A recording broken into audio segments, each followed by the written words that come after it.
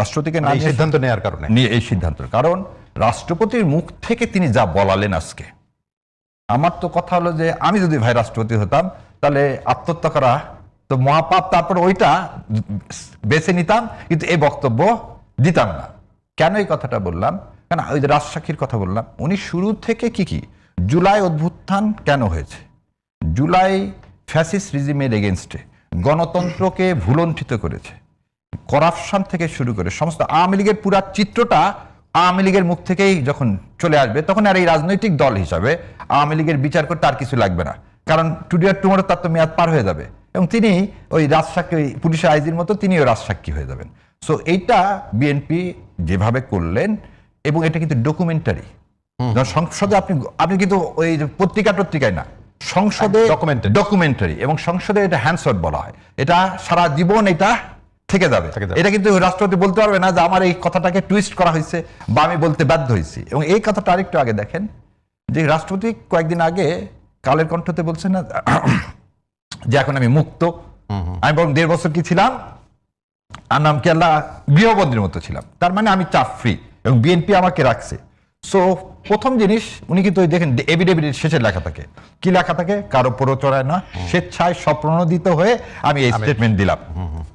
So আজকে রাষ্ট্রপতি কিন্তু এই কথা বলতে পারবে না যে বিএনপির কোনো চাল বা ষড়যন্ত্রের ফলে আমাকে এটা দিতে হয়েছে। সো ফার্স্ট অফ অল বাংলাদেশের ইতিহাসে কোন রাষ্ট্রপতি তার নিজের দল যে ফ্যাসিস্ট, এবং সে ফ্যাসিস্টের ফ্যাসিস্টের ফসল হিসাবে সে এসে অ্যাডমিট করে নিলেন যে আসলে আমরা যেটা এতদিন বলছি, এবং জুলাই হওয়ার যে কারণটা ছিল, আজকে যারা আওয়ামী লীগের ভাইরা আছেন তাদের আমি বলবো যে উনি ভুল স্বীকার করুক আর না করুক, তার পুরো বক্তব্যের মধ্যে যখন সে স্বীকারই করে নিছে আওয়ামী লীগ যে ফ্যাসিস্ট রেজিম, তখন মনে হয় এটা বলা যায় যে সে বিএনপিতে যোগদান করছে কারণ আওয়ামী লীগে ফ্যাসিস্ট রেজিমের জন্য, এবং বিএনপির রাষ্ট্রপতি হিসাবে তিনি রাজসাক্ষী হয়ে গেলেন যে সে যেগুলো কাজ করছে সেই সময়, এবং আওয়ামী লীগ যা যা করছে সব এদেশের স্বাধীনতা সার্বভৌমত্বের। এখন আমাকে একটু যদি সুযোগ বলে, আপনার এই ব্যাখ্যাটা আসলে একদম ভিন্ন মাত্রিক একটা ব্যাখ্যা, এবং আপনি চমৎকার করে ব্যাখ্যাটা করছিলেন যে তার মুখ দিয়েই আসলে যা কিছু হয়েছে তিনি বলেছেন। তাহলে বিরোধী দলের যে অবস্থান, এবং সংসদে বিক্ষোভ হয়েছে, প্ল্যাকার্ড নিয়ে নানান রকম লেখা প্রদর্শিত হয়েছে, এবং বিরোধী দলীয় নেতা তিনি বলেছেন যে নৈতিক কোনো অবস্থান নেই রাষ্ট্রপতির, এবং রাষ্ট্রপতির বক্তব্য না দেওয়ার ব্যাপারে আপনিও বলছেন, আপনিও লিখেছেন, তারাও বলেছেন। সেই অবস্থানটাকে আপনি কিভাবে ব্যাখ্যা করেন? আপনি বললেন যে তার মুখ দিয়ে আসলো, এটাও একটা অন্যরকম। দুইটা জিনিস হচ্ছে কি, বিরোধী দলের যে জায়গা আছে, প্রথম থেকে রাষ্ট্রপতিকে কেউ আমরা কি বলতেছি সবাই, যে রাষ্ট্রপতি এখনো আওয়ামী লীগের প্রেতাত্মা বলি, আওয়ামী লীগের চিন্তা চেতনা বলি, যেটাই বলি ধারণ করে, সেটা আমরা বলে এসেছি, কারণ উনি ইন্টারিম গভর্নমেন্টকে বিতর্কিত করতে চাইছেন তার আগের যতগুলো সাক্ষাৎকারে।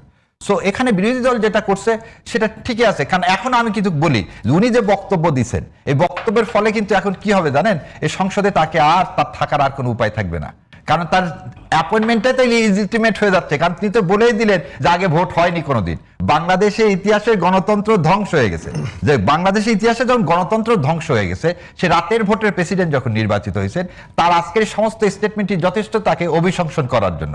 সো বিরোধী দল যখন বের হয়ে গেছেন, তারা একটা দাবি করে, ঠিক একইভাবে জনাব তারেক রহমান অত্যন্ত মিটিকুলাসলি একটা জায়গা করে দিলেন, আবার শব্দটা আপনি মিটিকুলাসলি একটা জায়গা তৈরি করে দিলেন যে এই রাষ্ট্রপতি তার পদে থাকার আর কোনো কি নাই, তার আর কোনো বৈধতা বলে কিছু নাই। বেশ কবি, আর একটা বিষয় আপনি জেনে নিই, আমি আসলে দেখছিলাম একটা বিষয় যে সাংবিধানিক বাধ্যবাধকতা, রাষ্ট্রপতির যে প্রথম অধিবেশনে ভাষণ এবং বছরের শুরুতে আমি দেখছিলাম, আপনি নিশ্চয়ই পরিষ্কার করবেন কারণ সবকিছু আপনার জানা আছে, যে এই ভাষণটি এক ধরনের সাংবিধানিক বাধ্যবাধকতা আছে আমি যতটুকু দেখলাম, এবং এই ভাষণটি প্রস্তুত করে দেয় আসলে সরকারি দল, এমনটিও আমি দেখছিলাম, আপনি একটু কারেক্ট করবেন যদি ভুল করে থাকি।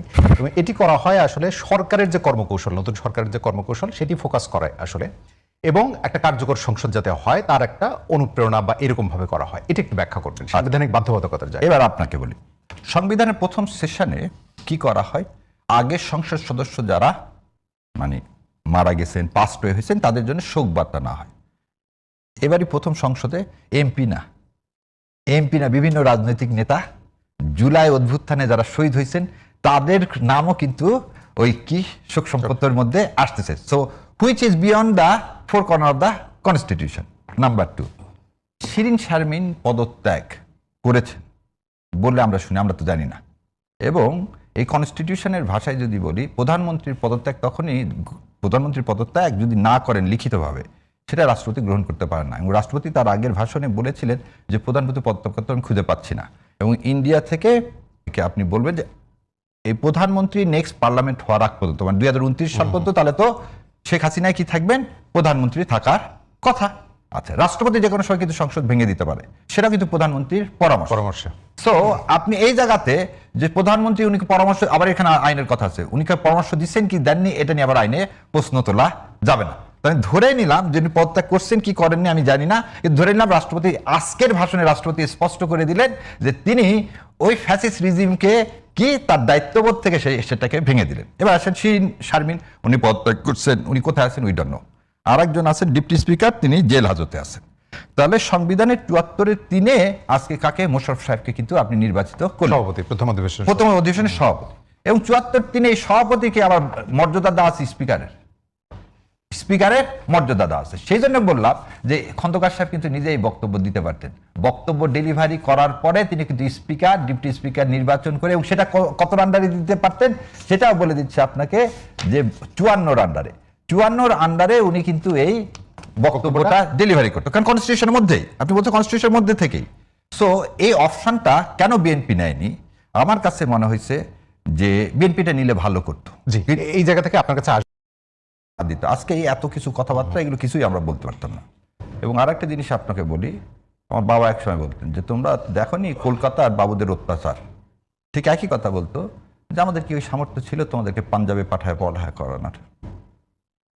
জিনিসটা এভাবে চিন্তা করেন, ঢাকা ইউনিভার্সিটি যদি 1905 সালে পায়, 1921 সালে ঢাকা ইউনিভার্সিটি, মানে 5 সালে পরের ইফেক্টটাই তো, ঢাকা ইউনিভার্সিটি 1921 সালে না হতো, আমাদের একটা ইউনিভার্সিটিও ছিল না। সো মহান মুক্তিযুদ্ধকে ধারণ করার বিষয়, একে অন্যভাবে দেখার কোনো সুযোগ নেই। দ্বিতীয় যে জিনিসটা, এই ভাষণের মধ্যে দিয়ে কিন্তু উনি একটা জিনিস বলছেন, ট্যাগ করছেন দুইটা স্বাধীনতার কথা, যেটা আমরা বারবার বলছি। এটা কিন্তু বিএনপি তার এই বক্তব্যের মধ্যে দিয়ে ওনারা বলেছেন দ্বিতীয় স্বাধীনতাটাকেও তারা অ্যাকসেপ্ট করে নিয়েছে। তবে দুর্ভাগ্যের বিষয়টা কি জানেন, আজকে কিন্তু এই পুরো বক্তৃতার মধ্যে কোথাও জুলাই সনদের একটা হরফ নেই। জুলাই অভ্যুত্থানের ফলে যে ঐক্যমত কমিশন হলো, জুলাই চার্টার হলো, জুলাই ঘোষণাপত্র হলো, সে সম্পর্কে একটা টু শব্দ নেই। এবং আরো অবাক করা বিষয় সালাউদ্দিন সাহেব ওনার বক্তব্য শেষে হঠাৎ করে বললেন, আমি তো ভুলে গেছিলাম জুলাইয়ের কথা। ভাই যেমন বলতেছেন যে গলার কাটা যদি 71 হয়, তাহলে আমি বলবো আমাদের সম্মানিত স্বরাষ্ট্রমন্ত্রী উনিও কি এটাকে ওই গলার কাটায় ভাবতেছেন?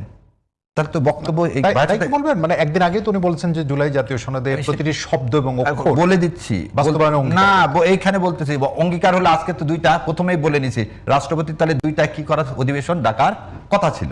পুরা ভাষণটা ভাইয়ের যে কথা, এটা কি পুরাপুরি লিখে দিতে হয়। কেন আমি বলছিলাম যে রাষ্ট্রপতি তার শপথ ভঙ্গ করছে, রাষ্ট্রপতি রাষ্ট্রের ব্যাপারে কোনো কথা বলতে পারবে না। বিএনপি আসার পরে কিন্তু সে এই কালের কণ্ঠতে কি দিচ্ছেন, রাষ্ট্রের বিষয়ে তিনি কথা বলছেন। তাহলে সেখানে কি বিএনপি অ্যাপ্রুভ করার ছিল? যদি অ্যাপ্রুভ করা থাকে সেটা রাষ্ট্রপতিকেই বলতে হবে। যেমন আজকের সমস্ত কথাগুলো যে ভাইজন বললো মুস্কি হেসে দিত, আমার কাছে আসতে হবে, আমার কাছে তার চেয়ে মনে হয় যে ওনার হাসি না হওয়া ছাড়া, ওনাকে কাঁদলে একদম শুলে চড়তে হতো, সে হাসির ভান করতে হতো আমি নিরুপায়। নিরুপায় কেন হলো? তার কাছে যাওয়ার কোনো দরকার ছিল না কারো। প্রথম ভুলটাই করছি আমরা 5 তারিখে তার কাছে বলেছেন। হ্যাঁ, আমরা সেই সময় তার সাথে শপথ নেওয়াটার কোনো দরকার ছিল না। আর আজকে যে সংবিধানের দোহাই দিয়ে এই কাজটা করা হলো, এটা কিন্তু জুলাই সনদকে বাস্তবায়ন না, যেটা আমি ভাইয়ের সাথে একমত। ভাই বলছে কয়েকদিন পরই টের পাবেন এটা নর্মাল সংসদ হয়ে যাবে। সো এইখানে প্রথম জিনিসটা হচ্ছে কি, জুলাইকে অ্যাভয়েড করার জন্য বিএনপি সুপরিকল্পিতভাবে এই রাষ্ট্রপতিকে দিয়ে কি করালেন, ভাষণটা দেওয়ালেন, যাতে তিনি এই কনস্টিটিউশনের মধ্যে ঢুকে বলেন জুলাই তো কনস্টিটিউশনের মধ্যে নাই। আবার আরেকদিকে তিনি করলেন কি, আওয়ামী লীগকে অপ্রাসঙ্গিক করে দেওয়ার জন্য তার মুখ থেকে কথাগুলো আনলেন। দ্বিতীয় যে কথাটা বলছেন উনি, পাকিস্তান মন্ত্রিসভার এক সদস্য, তার নাম নাকি আজকে প্রস্তাব করা হয়েছে। As far as I concern, Malek মন্ত্রিসভা, সেই মন্ত্রিসভায় তখনকার জামাত ইসলামের ছিলেন AK-M ইউসুফ এবং আব্বাস আলী খান, ওনারা বহু আগে মারা গেছেন। আজকে শোক সভায় তাদের নাম কেউ বলছে বলে আমি আমার নিজের কানে শুনিনি। থার্ড যে কথাটা, সেই কথাটা বলতেছেন উনি বিরোধী দলীয় চিফ হুইপ, এটা কিন্তু কনস্টিটিউশন কোনো পোস্ট না, এটা প্রসিডিউরাল পোস্ট। এবং বিরোধী দলীয় চিফ হুইপ কেমন করে কাজ করবেন সেটা প্রসিডিউরে পার্লামেন্টারি প্রসিডিংস এর মধ্যে লেখা আছে, এটা এরিকসন মের ওই পার্লামেন্টারি প্রসিডিংস, সে বইটাতেই বলা আছে কার কি ফাংশন।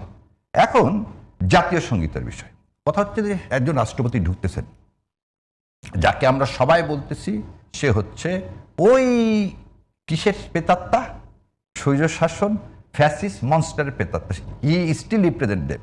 তখন তো আমি কি করব? সবাই দাঁড়ায়, রাষ্ট্রপতি আসলে নিয়মটা কি? রাষ্ট্রপতি আসলে সম্মানপূর্বক সবাই দাঁড়ায় যায়, তাই না? তাহলে সেখানে আমি প্রথম হচ্ছে তাকে বলতেছি I did not own you as a রাষ্ট্রপতি, আমি তো কখনোই রাষ্ট্রপতি হিসাবে ওন করিনি। তখন কথাটা আসবে তাহলে তো আপনি তার সামনে সেই 5 তারিখে শপথ করলেন কেন? তখন তো ভাই আপনারাই বলছেন এই রাষ্ট্রপতি রিয়া থেকে আমার সাক্ষাৎকার থেকেই, তখন তো কেউ তাকে সবাই তো ডিজন করতে চাইছিল, সবাই তো নতুন রাষ্ট্রপতি চাইছিল। বিএনপি কি বলছে? না, রাষ্ট্রপতি সরানো যাবে না। এই বিষয়ে তো কোনো অস্বীকার করার কোনো উপায় নাই। বিএনপি যদি এই ইলেকশনে না আসতো, ইলেকশন হতো না, ইলেকশন অনিশ্চিত হয়ে যেত, বিএনপি খালি তার বিরুদ্ধে কেন? রাষ্ট্রপতিকে সরানোর বিষয়ে যেমন না বলছে, এই ইলেকশন কমিশনের সেক্রেটারি আক্তার